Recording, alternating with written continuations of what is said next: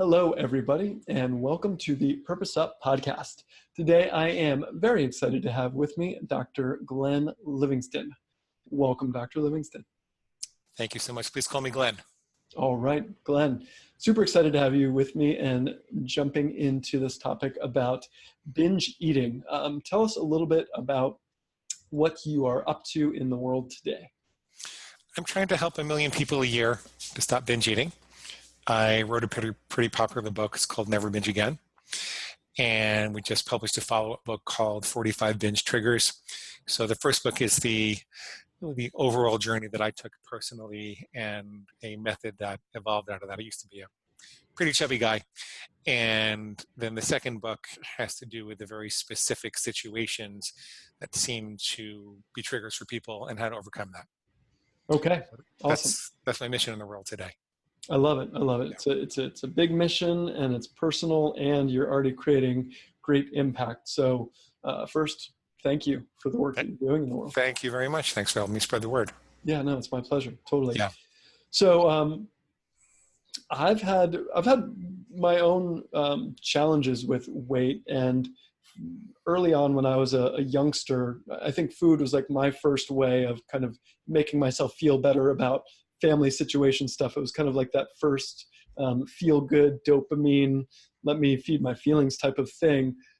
How did your journey start with food becoming problematic for you? Well, when I was about 17, I'm 6'4", I'm reasonably muscular. And I figured out that if I worked out every day for a couple of hours, that I could eat whatever I wanted to. So I don't know if you've ever gone to a supermarket and they're out of Pop-Tarts or pretzels or something like that. Have you ever? It was probably me. That was probably my fault. Cleared the shelves. Yeah, I cleared the shelves. Boxes of pizza, boxes of Pop-Tarts, boxes of donuts, muffins, anything you could imagine. And I didn't really think it was a problem. I basically made myself into a exercising, sleeping, pooping machine. And okay. I thought it was great.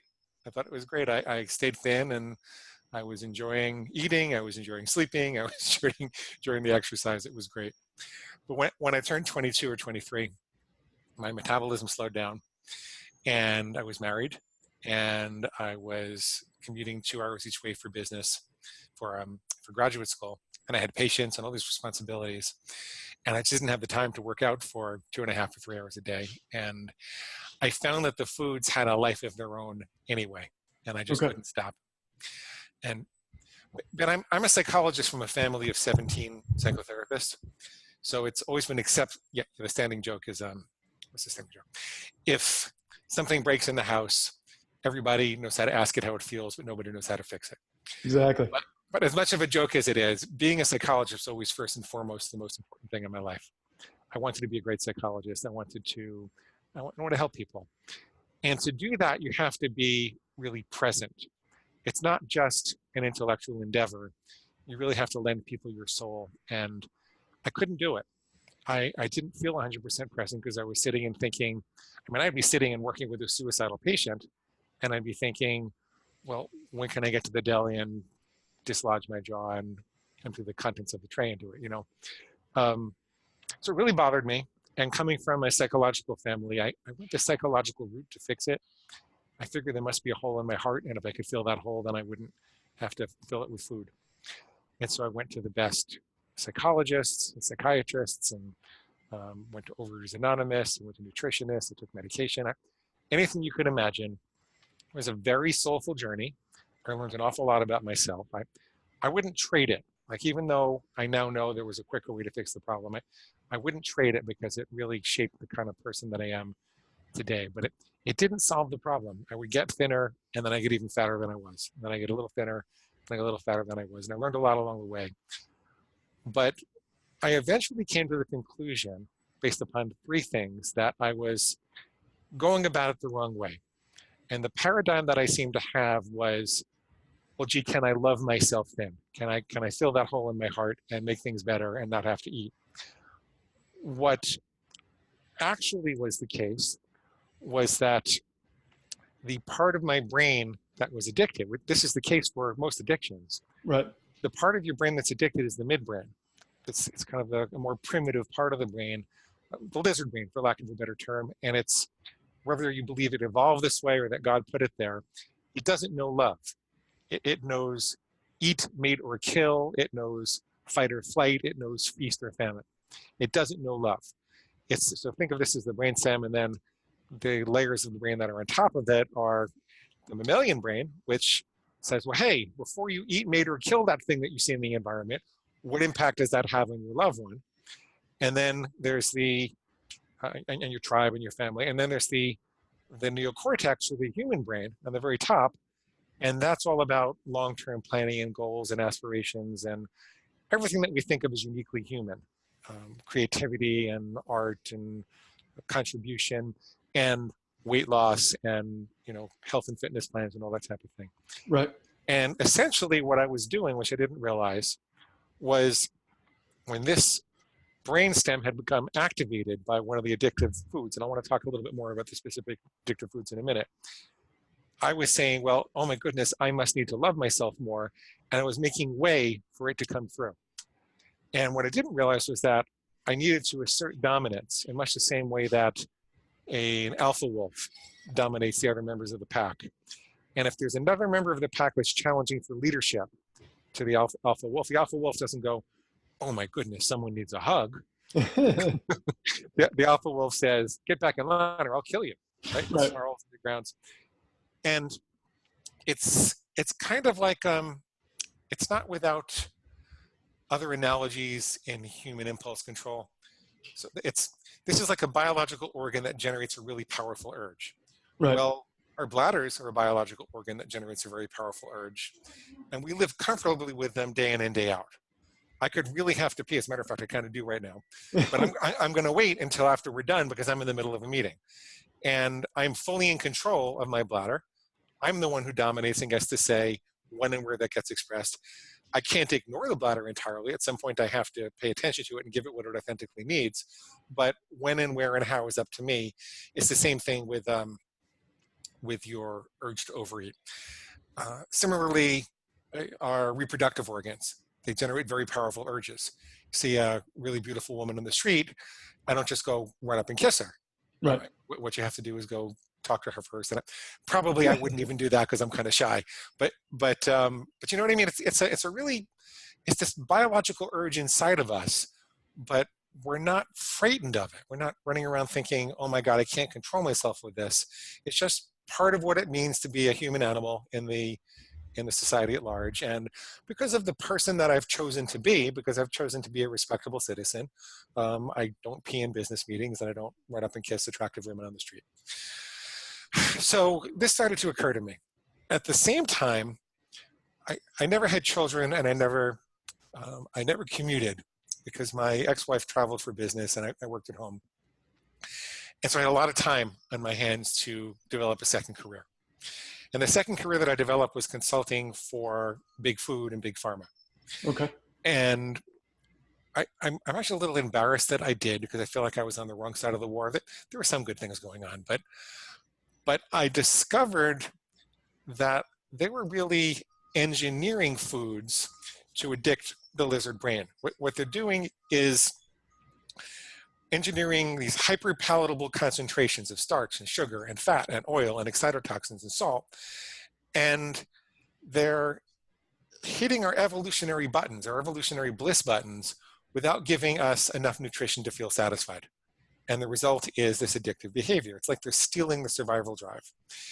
If you look at animal studies regarding what's done what happens when you steal the survival drive, the way you do that is to insert an electrode, for example, in the pleasure center of the brain, and then allow that animal to press a lever to self-stimulate. Right, they'll do it till they pass out, right? They'll do it till a nursing mother will ignore her pups. A starving rat will ignore its food. It's a literal hijacking of the survival drive. And I don't think that anybody is actually putting electrodes in our brains. I'm not paranoid, or at least unless you ask my dad. But it might as well be with the sugar, right? It might as well be with. I mean, you can walk out of the McDonald's in most major cities and see another one across the street. or a Burger King, or I don't mean to pick on them because there are all sorts of fast food establishments that are in every street corner. I think there are chemical electrodes that we're being given as pleasure buttons that get wired to our brain. And I think as a result, in many ways, our survival drive has been stolen. We're all looking for love at the bottom of a bag or a box or a container. And we feel like we don't like what nature has to offer that much anymore. I mean, everybody knows if you want to lose weight and keep it off, you have to eat more fruit and vegetables. Everybody knows that. But how many people say, well, I just don't like fruit and vegetables anymore? Right. That's odd if you think about it. We evolved to like fruit and vegetables. That's what we evolved on. People don't like it anymore. Right? That's because our survival drive has been stolen. And every time that we look for love at the bottom of a bag or a box or container, there's some fat cat in a white suit with a mustache that's laughing all the way to the bank, right? So I realize there's kind of an overwhelming force aligned against us. Now, which is not to say we can't resist, but it's very strong. Most people minimize how strong these foods really are. Yeah, I can't help but think about the parallel, which I'm sure you're well familiar with as well, as people hacking our brains in terms of the apps that we use and our digital attention, and that same type of hijacking, our dopamine pleasure centers and lighting them up. And oh yeah, I mean, seems like that combination has us going to a very dark place. Social media makes you think that you're more liked than you are, and it addicts you to the little symbols on your post that say that someone likes or loves or laughed at this, and it draws your attention to a type of interaction we didn't really exist as we were evolving. Right. So yeah, it's kind of like social pornography if you follow it's a supersized stimulus that we weren't prepared to deal with by evolution. Right. We weren't in tribes having like 70 people at once say, great. Most of us weren't, right? Yeah. Okay. See, the last thing that happened, I just kind of leading up to how I flipped the paradigm to being the alpha wolf. I did this study. I've been getting paid a lot of money to do these big studies, so I know how to do them. So I organized a really big survey on the internet, the days when clicks were cheap, and I got 40,000 people over the course of a few years to take a survey. And what I asked them was what foods they struggled with when they started eating it, what could they not stop, and what stress points they had in their life. And I found three really interesting things. People who struggled with chocolate like me, and I always started my binges with chocolate, right? They tended to be lonely or brokenhearted. People who struggled with soft, chewy things like bread or bagels or to some extent pizza or pasta, they tended to be stressed at home. And people who struggled with hard, crunchy, salty things tended to be stressed at work. And I thought that was really interesting. And before I put that into play with clients, I wanted to figure it out for myself. And so I went to my mom, who not only raised me, but is a psychotherapist. And I said, Mom, you're a chocoholic, I'm a chocoholic. How was this pattern set up? This is what I found. And yeah, I'm in a bad marriage and I'm brokenhearted and everything, but there has to be something more to it. And she got this horrible look on her face. She's, I'm so sorry. I go, Mom, we're talking about 40 years ago, whatever it is, I forgive you. Just tell me. She goes, I'm so sorry. I'm so embarrassed. Well, it turns out that in 1965, when I was 1 year old, her dad had just gotten out of prison and he was guilty. And he had actually been doing these things, and she had idolized him before that. And so she was devastated and depressed. At the same time, they were talking about sending my dad to Vietnam. And so she was terrified. She had another one on the way. She thought she was going to be an army widow with 2 small kids, and she was just devastated and scared.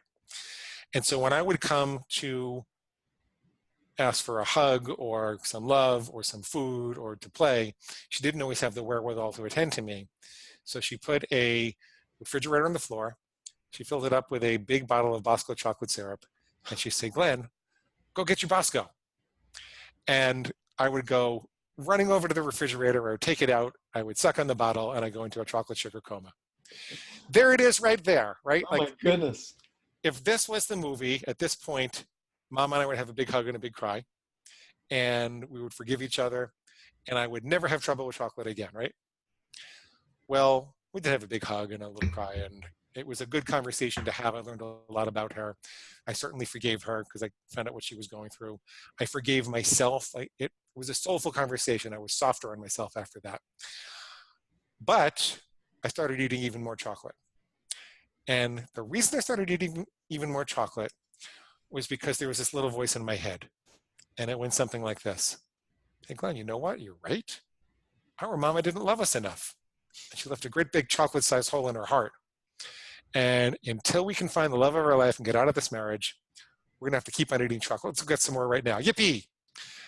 So there's this voice of justification. And it was at that moment that I realized that, you don't have to put the fire out. You could have a roaring fire in a house inside a really well-contained fireplace, and it becomes the center of hearth and home. So you can have there are memories that cluster around that. People gather and tell stories. As long as the fireplace is intact, you're okay. But if there's something that's poking holes in the fireplace, then that fire can get out and do a lot of damage.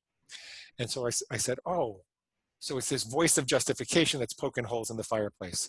It makes it possible for the emotion to be translated into behavior.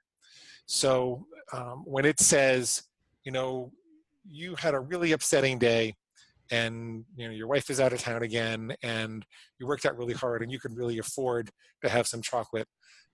So let's go get some right now. Or chocolate grows on a plant, and therefore it's a vegetable. So you know what a little voice says. Plant-based food. Yeah, it's a plant-based food. So I recognized I was going to have to take control of that voice, and it turned out it was a lot easier to do than I thought it was going to be. So after 30 years of struggling to fix all the emotions and having all these deep insights into my own personality, my own soul, the solution had very much to do with understanding that voice, learning how to recognize it, learning how to see the lies that it contained. Okay, so here's what I did. This is a little embarrassing, but because I consider myself to be a sophisticated psychologist, and I've done all these tens of millions of dollars of consulting. But in the end, what worked for me after 30 years, I said, okay, I'm going to draw a really bright line between what's healthy and unhealthy for me. So for example, I will only ever have chocolate on the weekend again. And then if I hear a little voice inside my head that says, you could start tomorrow, or you worked out hard enough, that's going to be my pig squealing for chocolate. The chocolate's pig slop. And I'm going to say, I don't want that. My pig does. I don't eat pig slop. I don't let farm animals tell me what to do. Okay. As ridiculous as that sounds, as crude as it sounds, as primitive as it sounds, that's what started to give me those extra moments at the moment of temptation to wake up and make the right decision. And it wasn't a miracle. I did immediately stop feeling powerless. I did immediately recognize that, oh, this was something I could take control over. It took me a year or two of experimentation and writing in a journal and listening to all the different things that the pig was saying, all the different rationalizations it had, before I really worked all of the kinks out of the system and started to lose the weight. But yeah, so after 30 years, I kept a journal for a long time, and I never intended to publish it. I thought it was just going to be me versus my pig in my own private little journal. And as I was getting divorced in 2015, I was a minor part of a publishing company, and the CEO said, we really need to publish a book. Is there any chance you could write one? And I said, well, I have this journal about me versus my pig, see? And he says, I need to read it. So I sent it to him, and 2 weeks later he calls me, he says, donuts your pig slop. I don't eat pig slop. I don't let farm animals tell me what to do. And he lost 86 pounds over a series of, I guess over a year or two until he lost it. So we published it, and it just took off. I mean, we both have a background in marketing, so we kind of knew what to do, but really it took off beyond any of our expectations. And now I run around as a doctor telling people about the pig inside them, and that they can, there's a kind of a way to finesse the rules. And it turns out, I thought everybody's pig was going to be very unique, and there were going to be thousands of different rationalizations and justifications. It turns out there's only about 50 or 60 of them. Okay. Most people have very similar patterns, and it's a lot easier for us to teach them how to disempower them than we thought it was going to be. Um, and now sometimes I'll be in a bookstore and someone will come up to me and they recognize me, but they don't know my name. They just point at me and they go, pig guy, pig guy. So, which is not what you want to happen on a first date, but that's my story. Could be worse. Could be worse. Yeah. I love it. Couple questions, follow-up questions. The therapy versus kind of coaching approach, when you're trying to help people, right? I feel like therapy is a lot about self-discovery, and these could be my misconceptions. And then coaching is a lot about like, you can kind of bring in this pig approach, or is this pig approach okay in a therapeutic setting? More of a question about how we clarify the lines between what work is what. Does that question make sense?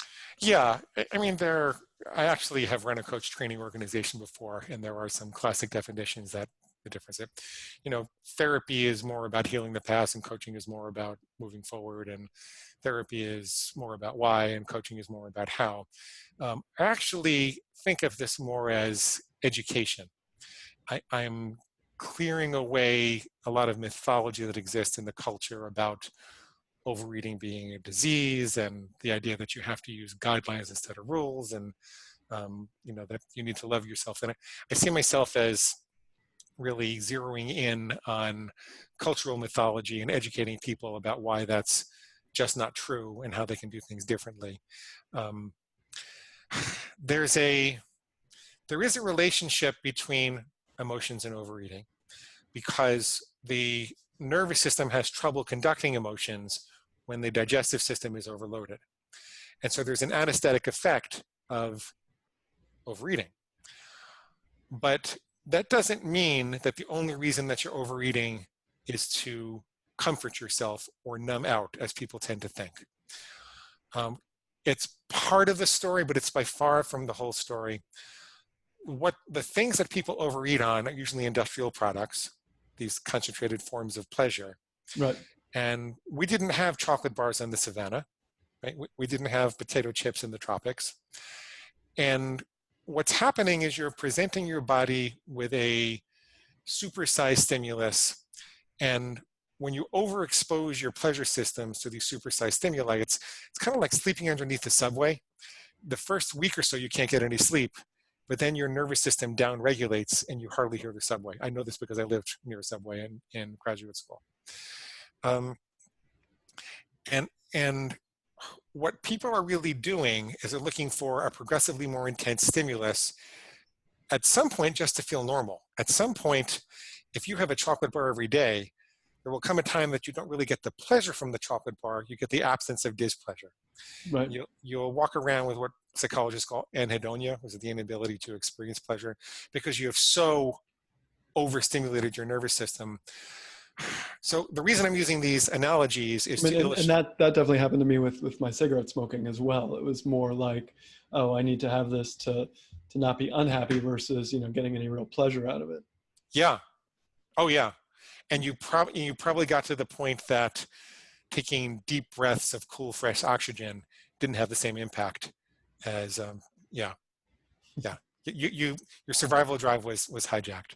The good news is the process works in reverse. If you can get away from these substances, your body re-regulates and upregulates the same way that if you stop sleeping underneath the subway and you go sleep out in the country, your brain will become more sensitive to the noises again. It's just the brain is very plastic. The brain is very able to adapt to whatever you present it. But the reason that I'm giving these illustrations is that I want people to understand that they're not just eating for comfort. If you tell yourself you're just eating for comfort, your pig is going to take advantage of that opportunity and saying, I'm suffering and I need chocolate and that's all there is. It's going to make me feel better. And you don't want me to hurt like this, do you? But if you understand that there's a part of you that's trying to get high with food, then most people don't want to think of themselves as a drug addict, and that will make them exponentially less likely to take advantage of the substance, of the artificial food. So I don't know if that answers your question about the relationship between the emotions and food. The emotions are there. Like when you start eating better, you will have more feelings. They won't be anywhere near as difficult as your pig says they will be. And you should look forward to the opportunity to feel them, because on the other side of those emotions are solutions. Right. I mean, as long as I was pouring chocolate through my system so that I couldn't feel lonely or brokenhearted, I wasn't that motivated to do something about my marriage and go look for, love and the possibility of actually finding it. As long as you are, as long as you're anesthetizing your depression or your anxiety or your whatever you're struggling with, you won't have the presence of mind and the ability to feel those feelings and get motivated to go fix those problems in your life. So, in contrast, if you keep anesthetizing them, you probably won't ever you won't have the feelings, you won't be able to fix those feelings. So. Understood. So there's, in other words, what my takeaway from that is to understanding the emotional landscape is useful, but you can't use it as a justification. Otherwise, you're going to keep sabotaging yourself. Yeah. Okay. So, it's also entirely possible to be miserably depressed, horribly anxious, prone to fits of anger, incredibly lonely, and still not binge. Right. What about, I know for me, I joke around that I'm a chocolate addict. So I can look back at my loneliness. I can see some cues there. But for someone that doesn't exactly have a binging problem, but like, for example, I like to have 2 pieces of chocolate after dinner each night.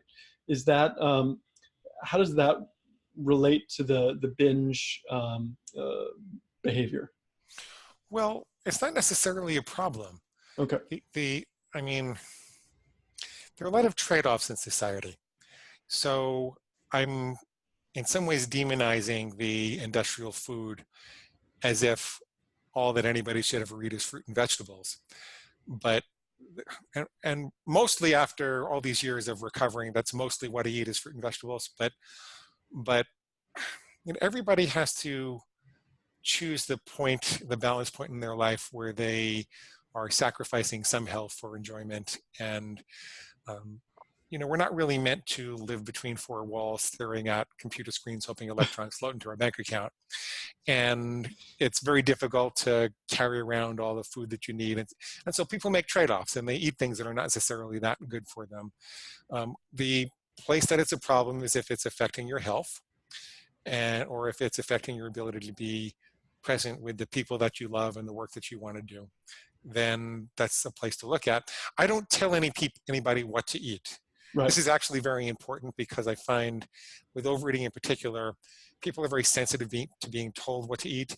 And I'm not a dietitian or a nutritionist or a medical doctor. So I have very strong ideas about what the human diet should be, but I don't tell people that because most people have days where they eat pretty well and they feel a lot better. And I say, well, let's just construct some rules around that. Let's just give you more of those good days and see how you feel and see if your health gets better and see if you're losing weight. Let's see what your doctor has to say, of course, but I don't tell them what to eat. I let them decide that autonomously. I noticed in some of your Amazon reviews, which are largely very favorable, there's some people in there that reacted to the piggy in your brain being a sign of not self-love. When you hear stuff like that, how do you respond? Well, that's a common reaction among people who look at it casually. If they really read the book, they understand that I'm talking about something different. The pig was an unfortunate metaphor. Remember, it was going to be a private journal, and right. I actually turned out several years later to become a vegan, and I'm actually very aware of the plight of pigs in our culture, and they're really being tortured in many ways and need help. So I'm not talking about the real animals. I'm talking about a mental construct. Right. You don't have to call it a pig. You can call it your food demon or your food monster, but not something that you want to love and nurture. This is not your inner wounded child. It's a bodily organ. Just like you don't really need to love and nurture your bladder. You need to take control of your bladder. Right? You don't have to love and nurture your testicles. You need to take control of your testicles. You can't excise them from your body. You can't actually kill them, but you can assert dominance. So you want to, and people are concerned that they're going to have a degradation of self-esteem if they do this. But what actually tends to happen is when they feel a greater capacity to control their own impulses, they have an increase in self-esteem. Being the master of your impulse is, by definition, part of being a human being. And so people tend to feel better about themselves, not worse. But a lot of people have a immediate reaction. I think in part the shock value is why it got popular. So it's a double-edged sword. Yeah, no. Yeah. And I want to echo that in your main message. And I think this is for any behavior that we don't find self-serving, that mindfulness around the internal chatter that does not serve us, being able to identify it and separate it from, our higher self is key to us getting to where we want to go. So if we can cue into that language that doesn't serve us, like you said, journal about it, and really get clear on what that is, then we can be aware about it and not let it hijack us because we think it's just part of our normal operating system. Yeah. You get it.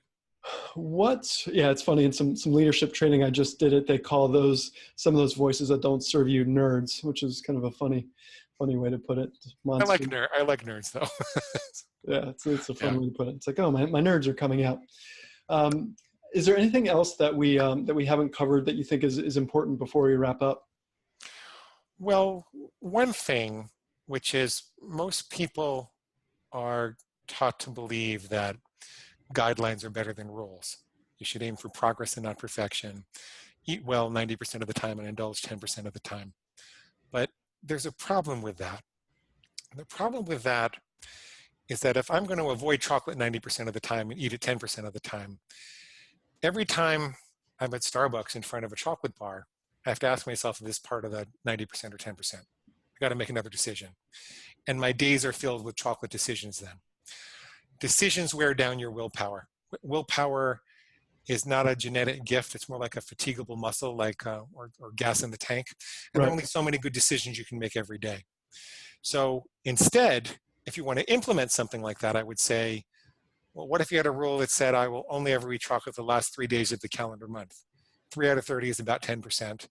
That way, 90% of your chocolate decisions are made, and you're not wearing down your willpower all day long. So rules are better than guidelines. And what really works is adopting it as a matter of character. So if you ask people, could you give up chocolate entirely? Could you never have chocolate again? They'll go, oh no, I could never do that. If you say, could you become someone who doesn't eat chocolate? Go, maybe I could do that.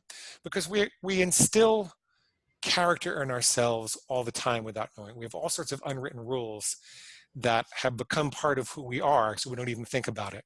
Like if you walk into a diner and there's a $10 bill on the table, and the waitress didn't see it because it's our tip and she just didn't see it yet.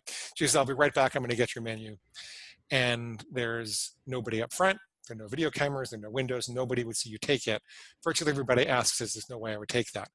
And I'll go, why? And they'll say, well, it's not mine, she worked hard for it, I'm not a thief. And I say, so you have an unwritten rule in your head that says, I never steal. I will never steal again. Well, yeah, I guess you do. Does it require any willpower to do that? No, because it's not even an option. I will never steal again because I'm not a thief. It's part of who I am. What really works is when you take the time to think about the role you want a particular food to play in your life, you create a rule, and then you let it become a part of you. So you just don't think about it. It's like learning how to drive. You got to study the rules of the road for a little while and practice them. But 2 months later, you're just driving and talking on the phone and not really worrying about it.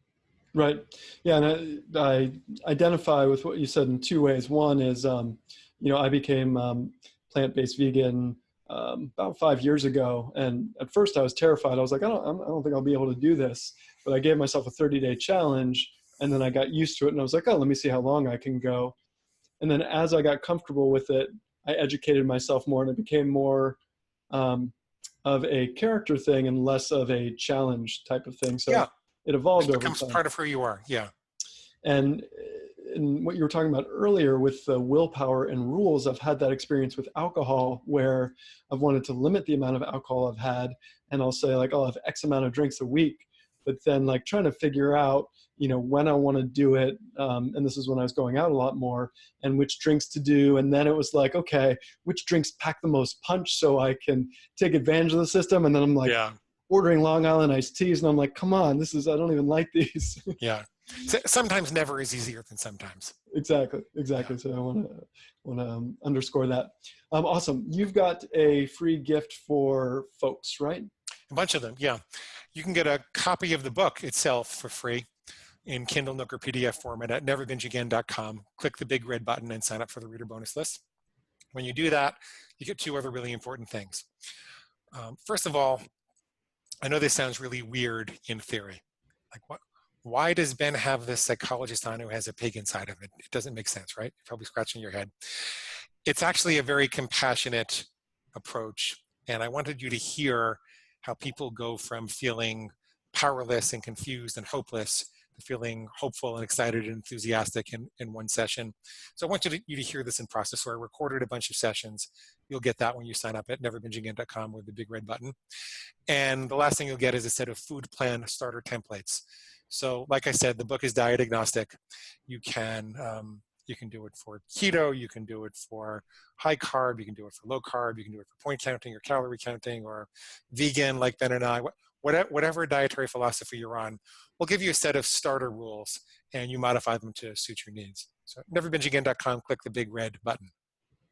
All right. I think you've made that easy for us, our simple animal brains. I appreciate it. Okay.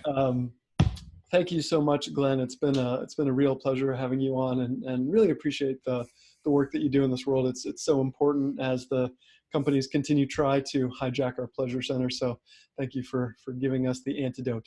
Thank you so much. I enjoyed it. All right. Thank you. All right. Thank you so much for listening to this episode of Purpose Up with me, Ben Stein. Please subscribe here on YouTube so you can be updated on when the latest episodes come out, as well on Apple, Spotify, or wherever else you consume podcasts. And since you're still sticking around, I've got a special free gift for you. Just go to purposeup.com/free gift or click this link here to get book recommendations from me, a guided meditation, as well as a book I wrote on how to live your life more purposefully.